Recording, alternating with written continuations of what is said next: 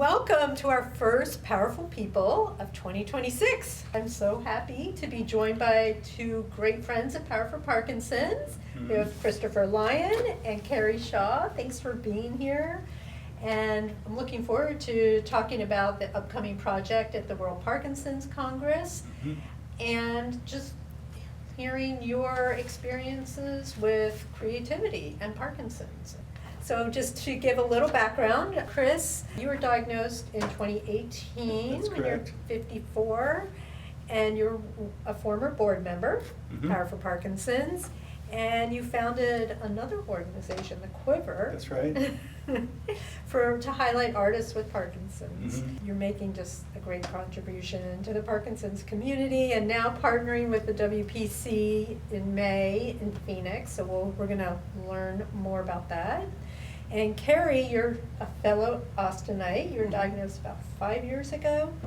And I know you've been a very outspoken PD advocate, founder of the Kind Bomb, which are tokens of appreciation.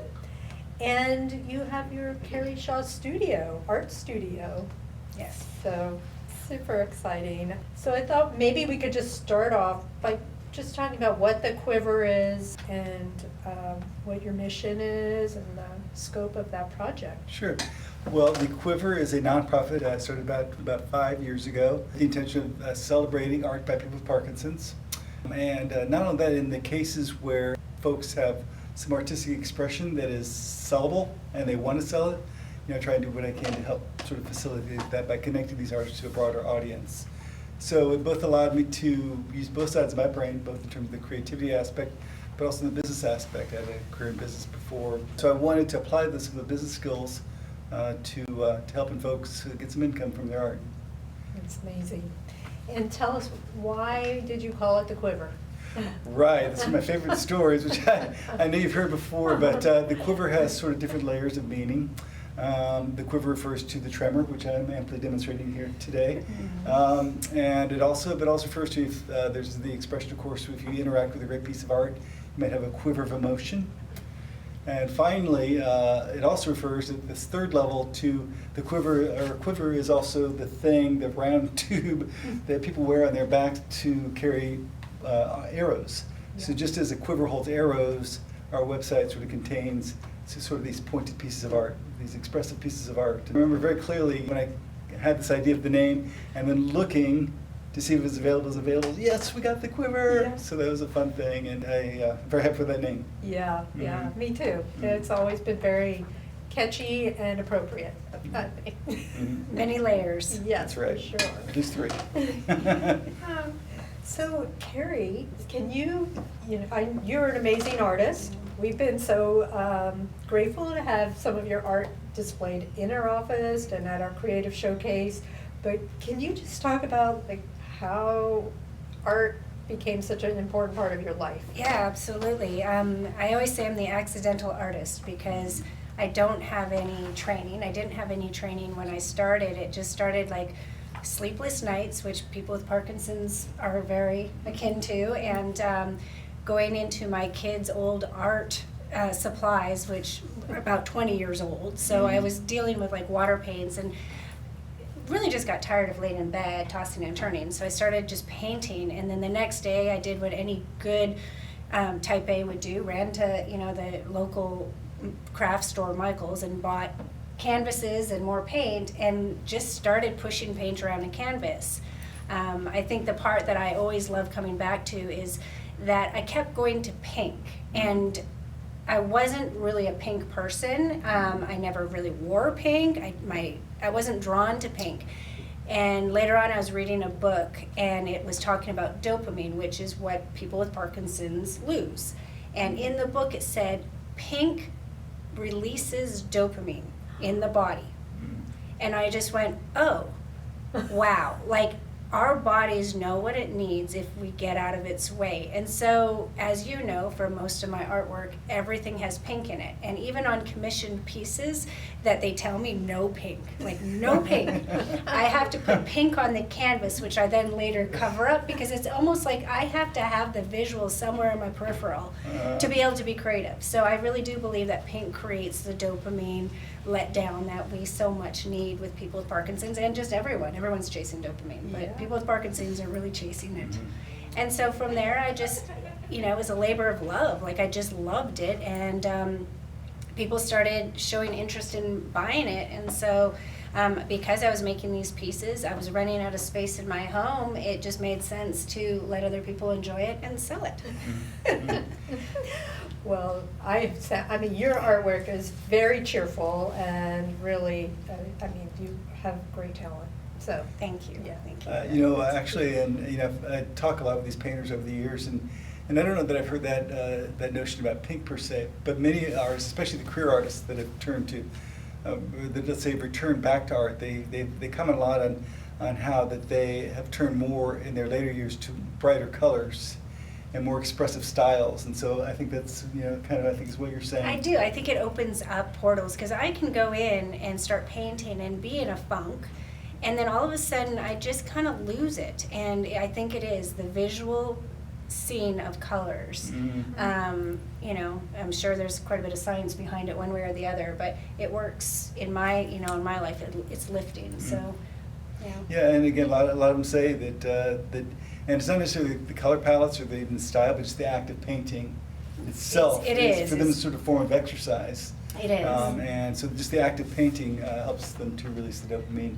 I would say it's a meditative state, like, because you're painting, and especially when you don't have an outcome in mind and you're just kind of free painting without expectations, or putting yourself in a tunnel of what you think you need to do, is when I feel a lot more relaxed after. But then also I can, as you said, with using both sides of your brain, I can come up with creative business ideas, or any, it's just the brain is moving without being forced. Yeah, well, that's really interesting. So do you think, you're talking about dopamine, of course, and then Chris, you've read a lot, researched a lot about the connection of that creative spark and Parkinson's. Do you want to maybe talk a little bit about that? Yeah, I think there are several elements to creativity in Parkinson's. I think that all of us have a voice inside of us that says, don't do that creative thing because you're going to look stupid. And you don't look stupid. Right. Yeah. But really, I think part of creativity is learning how to squelch that voice. And I think that's what Parkinson's can help us all do. If you think about it for a second, a lot of these artists, they're out of a career sort of suddenly, or more suddenly than expected. They're suddenly thinking about their mortality, and they need to find a way to sort of express that. And the act itself, I think, again, can kind of induce some creativity. So I think there are a lot of elements to creativity as it relates to Parkinson's. I think that, again, you're faced with this sort of choice. What am I going to do with the rest of my life? And expressing themselves creatively, I think, can be very helpful. So we're talking about, you paint, but what are some other creative outlets, or what expression that you post on your site? Because there's a whole right, there's range. A lot of photography. I think we're going to see a fair share of the photography in Phoenix. A lot of, again, poetry, which is my creative expression is poetry. Again, painting. Really, any sort of form of art that you can display in some fashion on the website. We've had trouble. Some folks ask about sculpture. Sculpture is difficult because you can't really sort of capture sculpture in a photograph in a way that's very helpful. I think I'm forgetting photography, painting, drawing. Pencil drawings, I think, is another one. So those are the main. Would storytelling be part of that also, or? I think it could be. There may be 2 or 3 essays that folks have done, and so that's welcome as well. Certainly, the site can accommodate that, and we'll be glad they do that. But I wouldn't say that essays have been a primary form, but definitely we're open to that. Yeah. Mm-hmm. Were you into poetry and writing poetry before Parkinson's? I've always been into poetry. I told Nina the story about when I was at Northwestern getting my MBA. I convinced this undergraduate French professor to do an independent study with me on French poetry.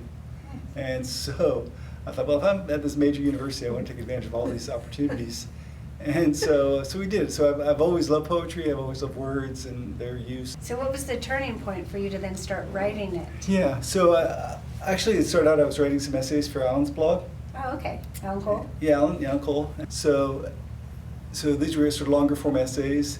But then pretty soon, though, I realized what I really wanted to do was poetry. That was sort of my first love.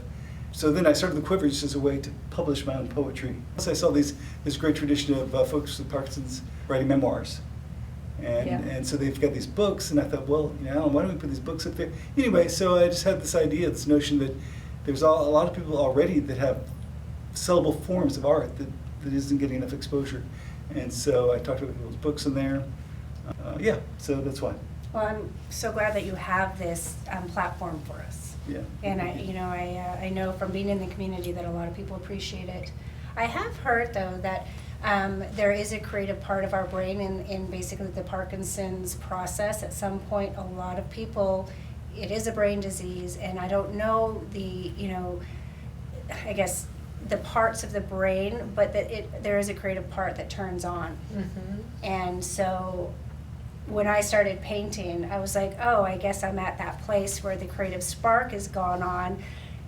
And then at the same time, because there's always an up to a downside, I'm like, well, does that mean my disease is progressing? And so I kind of sat in that for a minute, but then I'm like, well, I guess if it is, it is, but I've got the creative part now. Mm-hmm. Do you find that there's a lot of people that all of a sudden, like you started writing it without even knowing that was what you wanted to do? It just kind of happened. Yeah, exactly. You hear stories about these artists that feel that they didn't make a decision to become an artist. Yeah. That the art sort of started coming out of them in ways that they didn't expect, and so that's what it was like for me.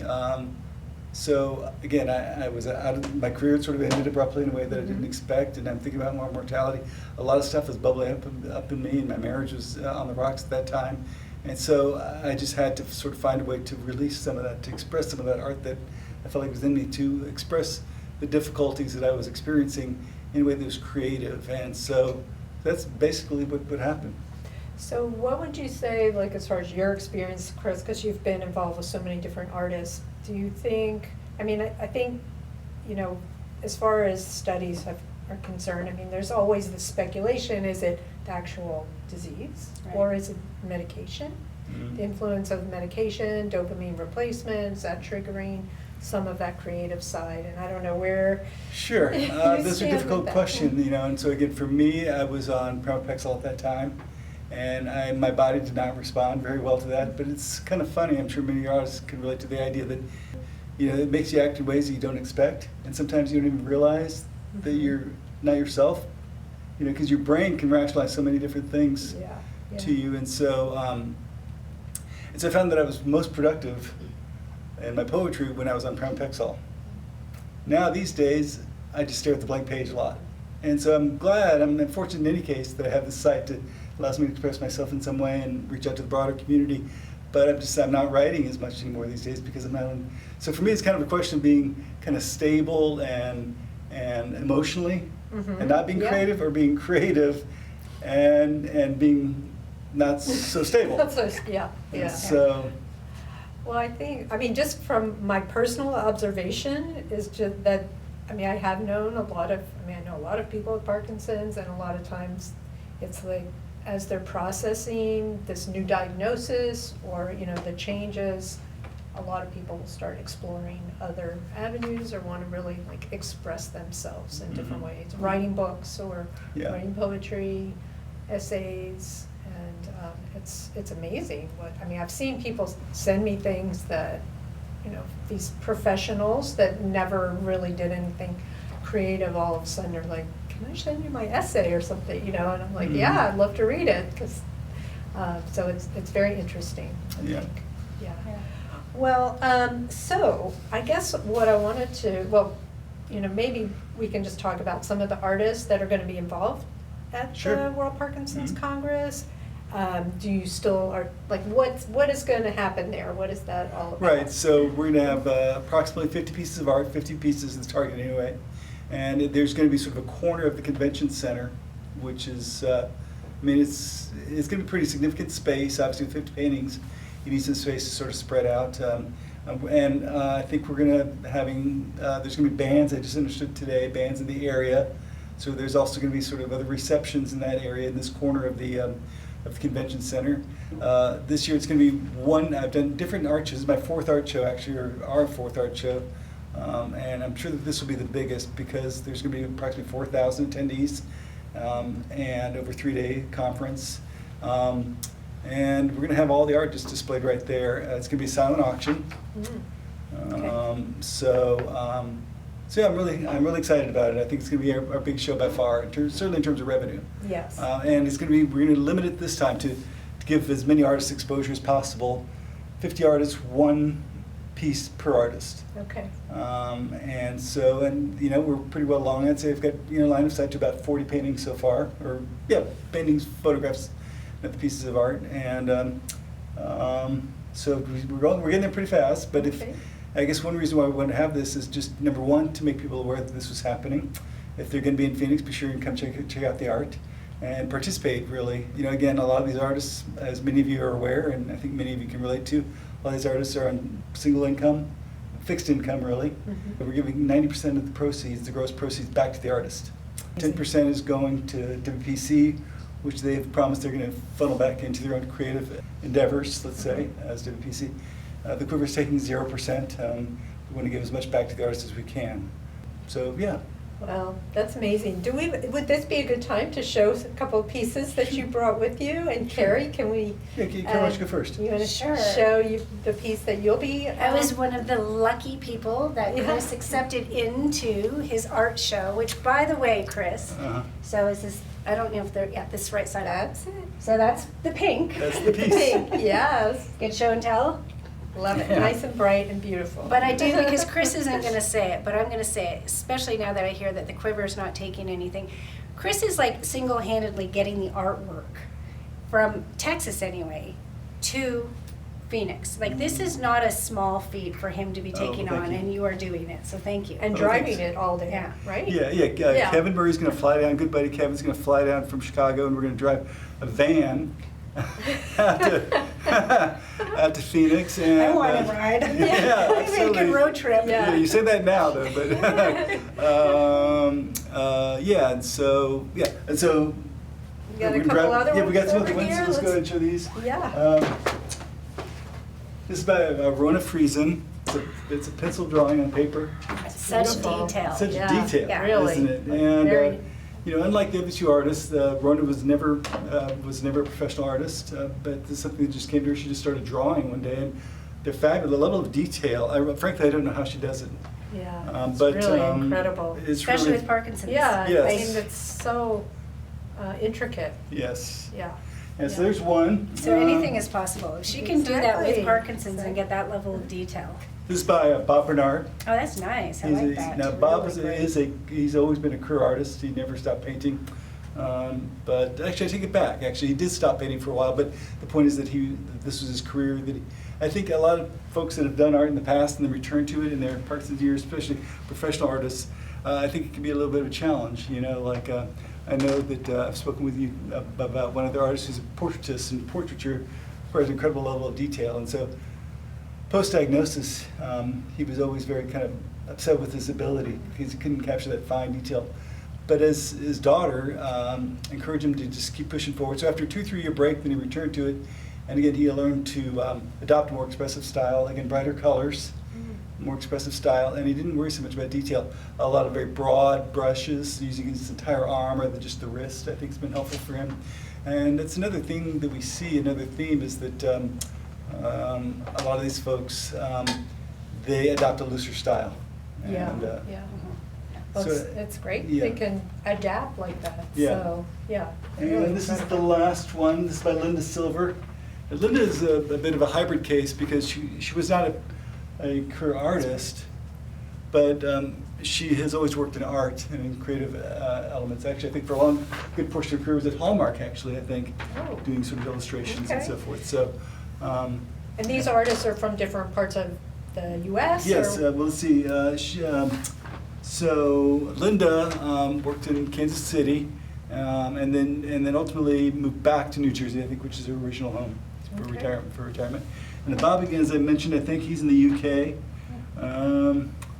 And then I forget. So we have like an international art show It is, that yeah. is curating. Yeah. Absolutely. This one, I forget actually where she's from. I forget where one is from, but she's definitely American. I can say that. I know. Looks like Vermont. Yeah. Listen, yeah, I think it's fair to say this will be an international show. I think at our last show we had 7 countries and 5 continents represented. Wow. And I think that we'll get pretty close to that again with this one.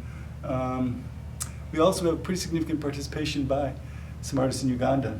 That's Wow. amazing. I think maybe if I could spend just a couple minutes talking about the situation in Uganda. Yes. In Uganda, it's difficult really anywhere in Africa. I'm sure other parts of the world as well. There's a tremendous stigma in Africa to Parkinson's, and it took me a while to realize what that meant as sort of a kind of a privileged white person living here in the U.S. But what it really means when they talk about stigma is that really traditionally in some of the outlying areas away from the larger cities, Parkinson's is thought to be witchcraft, or that maybe they were cursed or something. And so a lot of times they get shunned by their own community. Food is literally can be served to them like under their door of their home. Wow. And I guess at some level you have to start to think about the same way about yourself, if that people are always treating you that way. Yeah. It cannot be easy. And then the second part too, I think for these folks is that they don't have a consistent supply of their medication. And so they go for, they might have their medication one month and the next month they don't. Which, it's one thing to have Parkinson's where, and here in the US where we have access to such wonderful medical care, but I think it's very difficult for them, the thing altogether. And so actually what they want to do with this, with their proceeds, I think this is going to be their largest profit, the largest center of revenue to the community organizer there. His name's Kabugo Hennington, many folks know him, that he wants to raise enough money where he can start a crop of some sort of plant. I'm forgetting the name of it right now. Mucuna? Yeah, and he wants to plant a crop What of is that. the name? Mucuna. Mucuna, yeah. Which has, The Mucuna bean, Yeah. which Yeah. helps Mhm. with the dopamine. Yeah. so he wants to take the proceeds from the sale of this art to start a crop of Mucuna, Wow. which I just think, boy, what a That's a wonderful That's a solution. legacy. I mean, Yeah. Yeah. So- That's creative in itself. yeah. Yeah. Absolutely, yeah. Well, you'll have to let us know And it's more great that about you're, that. Yeah. yeah, It's it's great that you're helpful. helping. Sure. Well, the best way I think for us here and for the audience is to buy some of the art. And whether you're in Phoenix or you want to reach out to me independently, I can put you in touch with Hannington. If you're not going to be in Phoenix, maybe we'll work something out. But yeah, and so it would be what a privilege it would be to in some way help facilitate that. And so that would be a wonderful thing. Yeah. So I have a question. So as far as the auction is concerned, is it only for people that are going to be in attendance? Yes. Okay. Yes. And- Mhm. But I guess you're still looking for artists too, right? Yes. So you have we want to put a call out for artists. Absolutely. I think- Anybody in our Mhm. audience happens to be artistic, you have a painting or pictures, anything that you'd like to submit, they can get in touch with you? Absolutely, please do. So I don't know the best way to do that. I mean, I think that, can we put my phone number in the Quiver website? Sure, we'll put that in the, Yeah, in the. and my email. In the notes below. You Yes. Please reach out at any time. I think right now I've got line of sight to about maybe 40 paintings. Okay, 10 So I think more. it's 10 10 more, that's right. Yay. Get your paintings in right away. Great. If you act now, make it a set again soon as done. All right, well, that's amazing. Well, we're very excited and hope whoever might be going to the World Parkinson's Congress, you come say hello to all of us because Mhm. we're all going to be there, and the Power for Parkinson's team is going to be there with a bunch of instructors and our staff. So we'll have a booth in the Movement Village, so we hope we'll see you there. And I guess in closing, Keri, I wanted to just ask you if you have, or both of you, if you have any words of advice, just encouraging people to find their creative spark. What would you? Chris, do you want to take that first? How to find your creative spark. I think we've looked at some really fine paintings, including Keri's and all of these, but in some ways maybe it was a mistake to show you such fine art because I don't want anybody to say, well, that's not good enough.